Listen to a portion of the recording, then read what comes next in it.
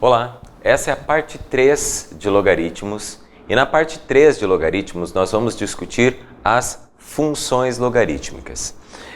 Alguns detalhes são importantes nas funções logarítmicas, principalmente a relação entre o logaritmo e alguma variável e algum valor. Em particular, você deve ter visto já questões do Enem, questões de vestibulares, que envolvem relações com o logaritmo. Seja terremoto, está falando de terremoto, então vai ter uma escala logarítmica. Está falando de intensidade de ruído, vai ter uma escala logarítmica. Várias outras coisas, cálculo de pH também, escala logarítmica. Alguns trabalham até com cálculo de meia-vida, que usam, de certa forma, a escala logarítmica. De certa forma, não exatamente. O ideal durante essas aulas é que você entenda que o logaritmo é usado amplamente no universo, não só matemático, mas no universo de algumas outras aplicações físicas ou químicas. Então, logaritmo não é opcional, você vai ter que aprender isso daqui em algum momento da sua vida acadêmica. Então, vamos aos trabalhos, vamos chegar em função logarítmica rapidinho. O que é uma função logarítmica? Uma função logarítmica é qualquer tipo de função f de x que tenha um logaritmo. E esse logaritmo depende do tal do x. Aí você fala, tá, mas aí se eu colocasse f de x igual a log de 1, pode? Pode. Só que daí é um exagero de linguagem usar log de 1 para representar 0, sendo que você podia escrever só f de x igual a 0. Então, nós vamos usar só as funções logarítmicas que tenham, de certa forma, um p de x aqui, ou um q de x, ou só o p de x, ou só o q de x, ou ambos, p de x e q de x. Pode ser que você conheça essa base aqui em termos de x, ou pode ser que ela seja constante. Pode ser que você conheça Pode ser que você conheça a base em termos de x ou o logaritmando em termos de x. Mas também é possível que aqui seja uma constante e aqui seja uma constante. Para você ver mais ou menos como uma função se comporta segundo o logaritmo, primeiro você tem que priorizar ou primar uma coisinha, um detalhe, o domínio dessa função. Você não vai sair resolvendo uma função logarítmica sem antes ter visto o domínio dessa função. E como é que eu vejo o domínio dessa função? As tais condições de existência. As mesmas condições de existência que nós já tínhamos visto só com logaritmos e que agora passam a ser tratados também na função logarítmica. As condições de existência eram 3. Uma relacionada ao logaritmando, que deveria mantê-lo positivo, e outra vinculada à base, esse q de x, além de ser um número positivo, ainda obrigatoriamente não poderia ser 1. Se você perdeu esse pedacinho da explicação, dá uma olhadinha na aula anterior e aí nós discutimos exatamente isso. Quais são as condições de existência para um logaritmo? Então, se eu expuser uma função em termos de x, você tem a obrigação de saber qual é o domínio dessa função. Vem comigo que eu vou dar um exemplo e aí você vai ver como você calcula o domínio de uma função logarítmica ou o domínio de uma função logaritmo. Na prática, caso você tenha uma função da forma f de x igual a log de 7x mais 2 na base x menos 1, por exemplo. Verifique se existe de fato um domínio, se essa função se aplica a todos os números, se existe alguma restrição superior, se existe alguma restrição inferior. Esse é o primeiro exemplo. Então, como primeiro exemplo, eu vou bem devagarzinho, é bem bobinho até de resolver. Primeira coisa, o logaritmando. O logaritmando deve ser estritamente positivo. Então, 7x mais 2 deve ser maior que 0. Essa é a primeira condição, e ela só diz respeito ao logaritmando. A segunda condição diz respeito à base do logaritmo. Esse x menos 1 também precisa ser positivo. E mais, vai precisar ser diferente de 1. Então, x menos 1 precisa ser diferente de 1. Então, eu tenho x menos 1 positivo, a base positiva, x menos 1 diferente de 1 e 7x mais 2 positivo. Bom, resolvendo, você vai encontrar aqui 7x é maior que menos 2, x é maior que menos 2 sétimos. Aqui, você precisa ter x maior que 1. E aqui, você precisa ter x diferente de 2. O domínio da função logarítmica é o conjunto formado por todos os elementos que satisfazem as três condições simultaneamente. Então, durante a aula passada eu estava falando só sobre o logaritmo. Agora eu estou falando sobre a função logarítmica e o seu domínio. Não é só a condição de existência. Agora a condição de existência vai me dar o domínio. Então vem comigo aqui. Eu vou juntar essas três informações. A primeira das informações, grava ela aí, é x maior que menos 2 sétimos.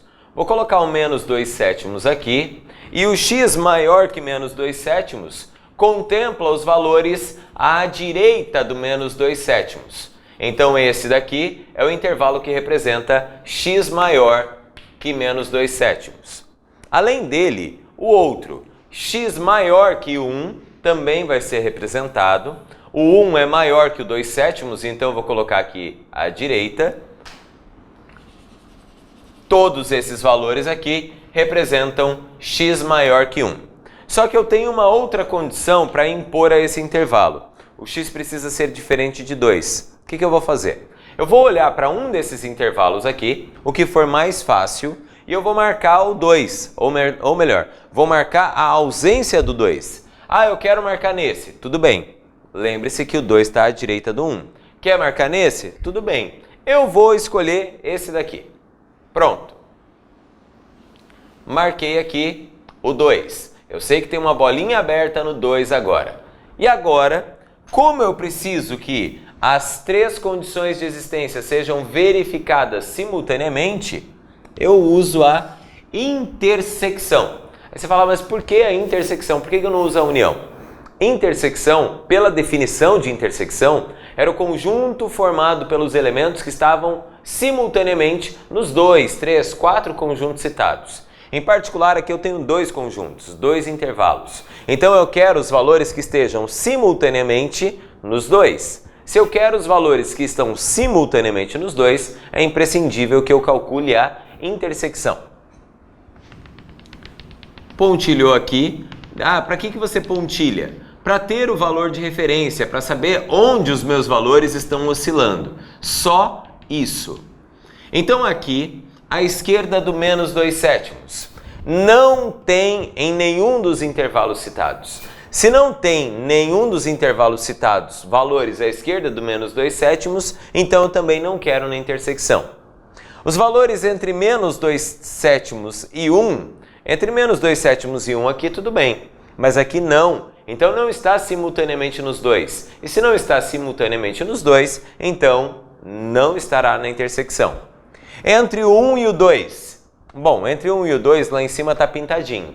Ah, mas não apareceu 1, não apareceu 2. Mas todo valor à direita do menos 2 sétimos está no intervalo. Então, em particular, entre o 1 e o 2 também está no intervalo. Entre 1 e 2 está aqui, entre 1 e 2 está ali. Então esse número vai aparecer, ou esse intervalo aparece na minha resposta. Além disso, do 2 para a direita também aparece em todo mundo. Com um cuidado especial aqui. O 1 tem uma bolinha aberta em um dos conjuntos. Se tem uma bolinha aberta em um dos conjuntos, quer dizer que aquele cara ali não faz parte do conjunto. Se ele não faz parte do conjunto, eu não o quero. Eu quero só os elementos que estão simultaneamente em todos. E esse 1 não está em todos, por isso uma bola aberta aqui. E o 2, da mesma maneira, também terá uma bola aberta. No final das contas, a intersecção entre esses dois, por uma coincidência incrível, deu só a restrição da base. Ah, mas tem algum problema? Não, só tem uma obrigação. Você vai ter que escrever qual é o domínio da função. O domínio da função é x pertencente aos reais, tal que aqui os valores estão entre 1 e 2, então os valores de x estão entre 1 e 2, ou eles estão à direita do 2. É uma das formas de resolver. Aí você pode falar, mas eu sei várias formas de representar. Todas as aulas anteriores de função, nós vimos várias formas de representar conjuntos. Essa daqui é a mais usual, a mais comum. Então, se essa é a mais comum, é a partir dela que nós vamos dar todas as soluções, todos os domínios a partir de agora, tá? Dá um tempinho aí, eu vou apagar o quadro aqui e já eu volto. Bom, segundo exemplo então, bora lá. Esse logaritmo já não é mais tão imediato assim, já não é mais tão simples assim de manipular, e na hora de encontrar os intervalos que dizem respeito a essa função, você também já não tem mais coisas tão simples para manipular. Então, me acompanha aqui que você vai ver como é que a gente manipula isso. Olha lá quem que apareceu de novo. Se você tem acompanhado as aulas anteriores, essa expressão de segundo grau aqui, eu tenho usado várias vezes. Por quê? Para não ficar perdendo tempo calculando tudo por Bhaskara e perde-se muito tempo fazendo isso. Então aquele ali, se você lembrou, prestou bem atenção nas aulas anteriores, tem as raízes 2 e 4. Então tá rápido de fazer e é por lá mesmo que nós vamos começar. X ao quadrado menos 6x mais 8 tem que ser estritamente positivo. Lembrando, a fórmula de Bhaskara não dá valores estritamente positivos. A fórmula de Bhaskara dá valores iguais a zero, são as raízes. Então você encontraria as raízes de uma função determinada por essa expressão de segundo grau. Então nesse caso aqui em particular, que você tem um x² menos 6x mais 8 maior que zero, o que te faz encontrar os valores que deixam essa função maior que zero é o gráfico.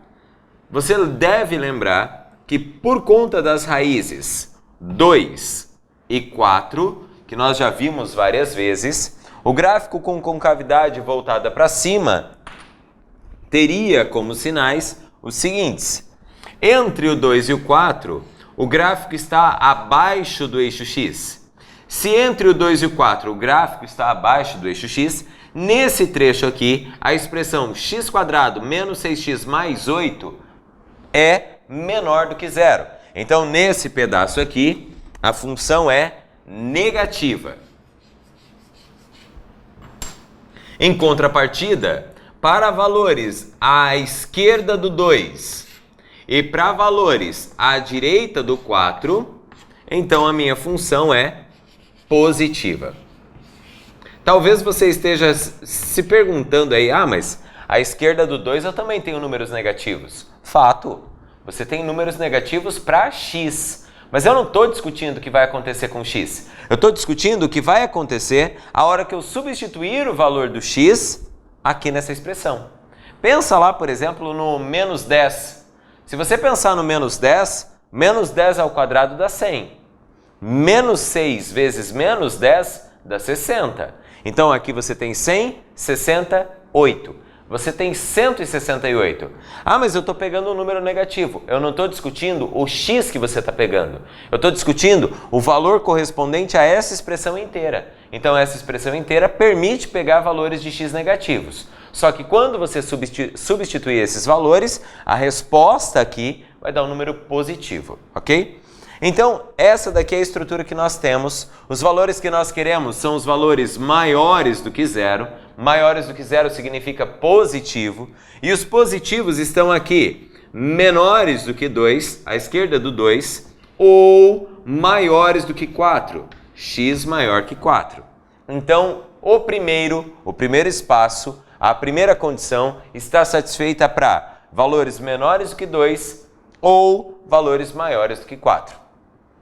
Segunda condição, eu preciso garantir que 6 menos 2x seja estritamente positivo. Para que 6 menos 2x seja positivo, passo 6 para lá, menos 2x é maior que menos 6, e passa o 2 dividindo, quer dizer, o menos 2 dividindo. Só toma cuidado aqui, porque quando você multiplica ou divide por um número negativo, automaticamente a desigualdade inverte. Então, só porque eu vou dividir por menos 2, então inverte a desigualdade. Inverte a desigualdade. Então você fica com 2x, nem vai ficar o menos 2x, a gente já vai inverter. X, em vez de ser maior, coloco um menor. Menos 6 dividido por menos 2 dá 3. Então, aqui, em especial, os valores de x que satisfazem a condição da base são os valores que têm x menor do que 3. Só que ainda não terminei. Eu ainda preciso garantir que essa base aqui não seja 1. Então, outra condição. Então, estou segurando essa, x menor que 3. Estou segurando essa. E eu tenho mais uma condição, que é 6 menos 2x ser diferente de 1. Passa o 6 para lá. Menos 2x é diferente de menos 5. Então, se menos 2x é diferente de menos 5, só passa dividindo. X é diferente de 5 meios. Então, eu preciso ter um x menor que 3, x diferente de 5 meios e x menor que 2 ou x maior que 4. Essa é a hora de condensar a informação. Então, vem comigo e vamos montar os intervalos correspondentes. Se você se lembra bem, a primeira etapa sugeria valores menores do que 2 ou maiores do que 4. Então, aqui está o 2 e aqui estará o 4. Eu quero esses valores para que seja satisfeita a hipótese ou a condição de existência para o logaritmando. Então, para o logaritmando, a estrutura é essa. Para a base, você vai ter que considerar ou reconsiderar os valores menores do que 3. Então, eu vou pegar aqui o 3. Está aqui o 3. E eu vou considerar valores à esquerda do 3, porque são os valores menores do que 3. Além disso, eu tenho que considerar que o 5 meios não faça parte desse intervalo. Então, se o 5 meios não vai fazer parte do intervalo, preciso de uma bolinha aberta aqui. Você fala, ué, mas 5 meios, quem garante que 5 meios é aí? Divide, aproxima. 5 meios é 5 dividido por 2, dá 2,5. É natural pensar que ele esteja entre o 2 e o 3. E agora, a minha solução. Desce o pontilhadinho aqui para servir como valor de referência. Sobe também. Todos os extremos devem estar relacionados nos dois intervalos. Então, começa daqui para cá, daqui para lá. Então, os valores anteriores ao 2, eu tenho nos dois simultaneamente. Então, eu quero no meu conjunto de solução, no meu domínio. A hora que chega no 2, daqui a pouco eu decido. Entre o 2 e os 5 meios, apenas o segundo intervalo tem, o primeiro não. Entre os 5 meios e o 3, apenas o segundo intervalo tem, o primeiro não. Entre o 3 e o 4, nenhum tem. E do 4 para a direita, só o primeiro tem. Então, em particular, o único trecho que sobrou aqui foi o trecho anterior ao 2, ou o trecho de menos infinito até 2. Ou os valores de x menores do que 2. Então, em particular, esse daqui vai ser o domínio da minha função. Eu chamei minha função de f de novo. Domínio de f é x pertencente aos reais, tal que x é menor do que 2. Perceba que dessa vez, esses valores, ou esse valor, esses valores, porque é um conjunto infinito. Esses valores que nós encontramos aqui são valores que não estavam só na condição do primeiro, nem só na condição do segundo. Na verdade, era chato até de enxergar de onde é que saía essa condição.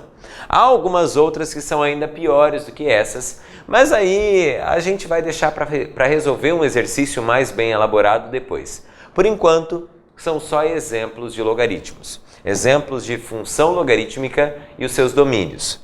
Bom, Eu tenho várias coisas a comentar a respeito disso daqui, mas eu ainda acredito que seja melhor a gente montar o gráfico do logaritmo primeiro e tentar entender como ele funciona. Para você fazer o gráfico, você vai ter que entender umas relaçõezinhas que existem do logaritmo em relação ao logaritmando. Ou seja, eu tenho que ver o que acontece com a base, o que acontece com o logaritmando e qual é o valor do logaritmo. Em particular, eu vou roubar. O que é roubar? Eu vou usar o processo contrário e eu acredito que você vai acompanhar, principalmente se você lembra que o logaritmo na verdade é só o expoente que eu coloco na base para que a resposta seja o logaritmando. Então vem comigo aqui. Eu sabia que log de 8 na base 2 era 3, porque eu sabia que o 2 elevado a 3 era 8. Então, essa era a justificativa. Eu sabia que log de 8 na base 2 é 3, por quê? Porque 2 elevado a 3 é 8. A procura do logaritmo é o expoente que eu coloco em 2 para que a resposta seja 8. Então, eu posso roubar um pouquinho. O que é roubar um pouquinho? Vamos aumentar esse expoente, vamos ver o que acontece com o logaritmo. Caso você tivesse um 2 elevado à quinta. Bom, 2 elevado à quinta é 32. Se 2 elevado à quinta é 32, esse é o logaritmando, essa é a base, esse é o logaritmo. Então eu garanto que log de 32 na base 2 é igual a 5. O que está acontecendo aqui? Eu estou aumentando o logaritmando e automaticamente aumenta o valor do meu logaritmo. Quando eu aumento 1 e a resposta também aumenta, o nome disso é função crescente. Eu aumento uma variável e a outra também aumenta. Eu aumento o logaritmando, o logaritmo aumenta. Aumentei o logaritmo aumenta. Aí você fala, é óbvio que isso daí vai acontecer. Nem sempre. Nem sempre. Então vamos com cautela, primeiro só observando o comportamento aqui. Caso eu tivesse sei lá, 2 elevado a 0. 2 elevado a 0 é 1. Então eu sei que log de 1 na base 2 é 0. Tá lá. Eu diminuí o logaritmando e diminuiu também o resultado. Na prática, você está vendo que o logaritmo depende de uma potência de base 2. Se eu for aumentando o logaritmando, que é o 1, é o 32, é o 8, ó, logaritmando, se eu for aumentando o logaritmando, eu tenho que aumentar o expoente. Então, o fato de eu aumentar o logaritmando de 1 para 8 me fez aumentar o expoente de 0 para 3. Depois, eu aumentei o logaritmando de 8 para 32. E isso me fez aumentar o expoente de 3 para 5. A ideia, quando a base é 2, por enquanto, quando a base é 2. A ideia, quando a base é 2, é que quanto maior o valor do logaritmando, maior tem que ser o expoente para que 2 elevado àquilo seja de fato maior também. Então, quanto mais eu aumento o logaritmando, mais aumento o meu expoente. Isso é fato. Aí você fala, isso daí sempre acontece. Na verdade, não. Na verdade, não. Aquilo ali acontece porque eu tenho um 2 aqui como base. Se a base é 2 e eu quero aumentar um número, todo número maior do que 1, quanto maior a potência, maior a resposta. Então, todo número maior do que 1, quanto maior a potência, quanto maior o expoente, maior a resposta. Aí você fala, mas todo número é assim? Para números entre 0 e 1, eu tenho aqui um probleminha. Números entre 0 e 1, pense, por exemplo, no meio, só para usar como referência. Log de alguém na base meio. Vou usar o log de 1 na base meio, porque log de 1 na base meio é 0. Como eu sei? Eu tenho que levar meio a alguma coisa para dar 1. Meio elevado a 0 é 1. Se você quiser escrever aqui, pois meio elevado a 0 é igual a 1. E se eu tentasse colocar um 2 ali, se eu tentasse entender o que acontece com meio elevado a 2, meio elevado a 2 vai dar meio vezes meio é 1/4. Opa, está diminuindo o negócio. Então, quando eu tenho log de 1/4 na base meio, isso daqui dá 2, porque 2 elevado a, ou meio elevado a 2 dá 1/4 na resposta. Eu estou aumentando o valor do logaritmo e isso faz diminuir o logaritmando. Ou eu diminuo o logaritmando ao passo que aumenta o valor do logaritmo. O logaritmando e o logaritmo estão intimamente ligados, só que quando o número é maior do que 1, todo número maior do que 1 multiplicado por ele mesmo, como é o caso das potências que identificam o logaritmo, sempre vão crescendo. E os números entre 0 e 1, quando multiplicados por si mesmos, vão sempre diminuindo. Essa é uma noção que você tem que ter inicialmente como noção intuitiva, mas depois eu vou mostrar para você que tem toda a lógica do mundo. Eu vou apagar o quadro ali, fica segurando essa ideia de que quando a base é maior do que 1, está aumentando. Quando a base é menor do que 1, está diminuindo. Base maior do que 1, eu aumento aqui, aumenta aqui. Base menor do que 1, eu aumento aqui, diminui aqui. Então é essa relação que nós vamos fazer aqui. Aguenta aí que eu já volto.